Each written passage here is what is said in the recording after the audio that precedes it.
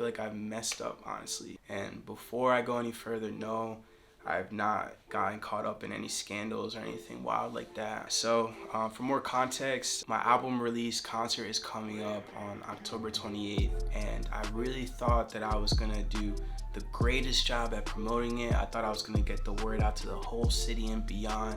I'm like, yo, this is my chance. I'm gonna pack this joint out. It's gonna be crazy, but that's not how it's gone. The truth is, I can be really hard on myself, but I've really done nothing to share about it other than like one post on Instagram. So for more context, a while ago I hit my boy Sean Prez up, asking him for advice on how to book a venue in the city of Philadelphia to be able to perform my album. As I was starting to finish it, I'm like, yo, I should start being proactive. I should try to look for a space so that when it's done, I can do the rollout and then have a place booked ready to go. And then he was like, yo, it's crazy you hit us up because we were just gonna call you to ask you if you wanted to close out the night at the Village Open Mic in October. And I was like, oh wow, that's pretty dope.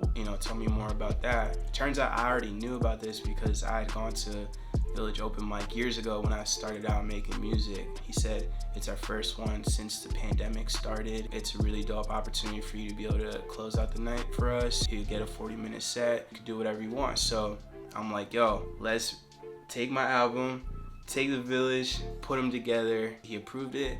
Talked to his team, they said yeah. I'm like, here we go, we're in, we're about to do this thing. Let's get this album done, and then let's hit the streets, let's hit social media, let's hit everybody we possibly can. But then reality sunk in, and then fear and doubt sunk in even more. When it came to this project, I'm like, how do I bring it all together in a way that really makes sense? And I've thought about this over and over and over again, but that call made things real, It made me accountable, it gave me a hard deadline, because when you're working on a project like that that's so big, you can get a little complacent if you don't really have like a hard deadline on when you're trying to, get it completely done by. So the more I kept working on it, the more I kept thinking, man, I gotta start making some calls, gotta hit some people up. So started getting some of my friends involved, some other producers, engineers that I know to get feedback on stuff. And yeah, ever since then, it's been what feels like, if we're like moving along,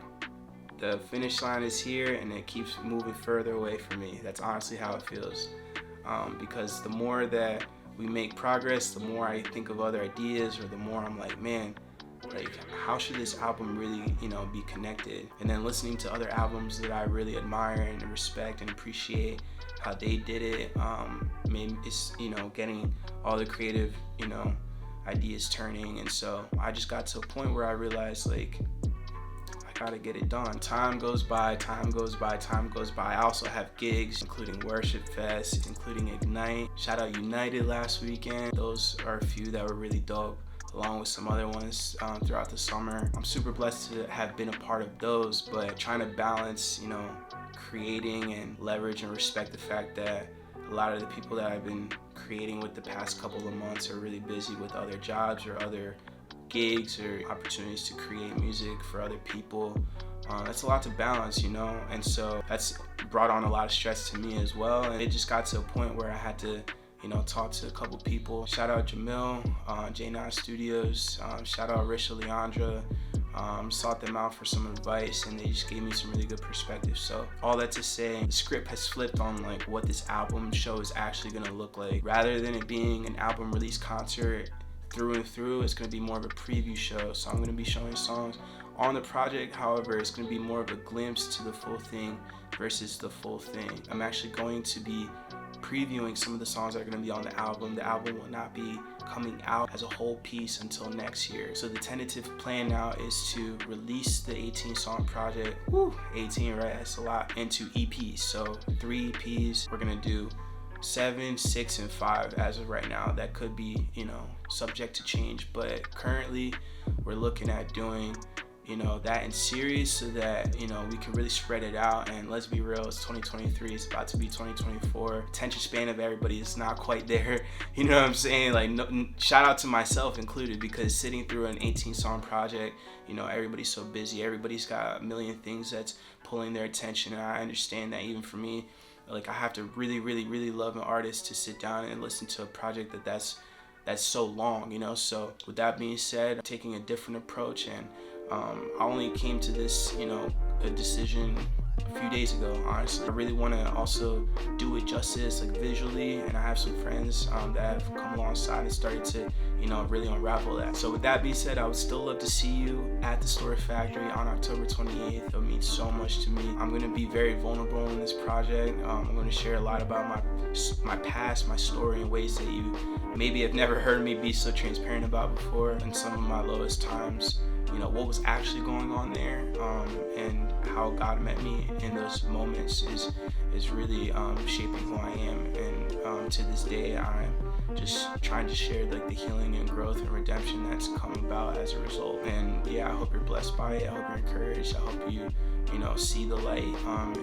If part of the tunnel you're in right now is dark. If you want to show up but you're like, Demir, I can't do it, let me know. We'll find a way to get you in. All right, let's not have that be the reason why you don't pull up. But yeah, October 28th, whatever it's meant to be, I want you to be a part of it with me.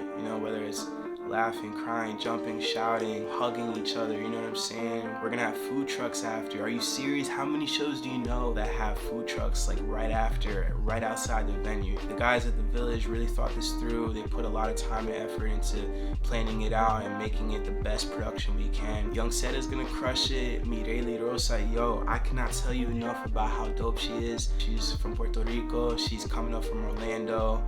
I had to get her for this show. She's gonna be on the album. She just actually dropped a new album herself called Mireli, and whew, she could probably make you cry with a song of hers, and then she could turn around and make you, yeah, you know what I'm saying? Like,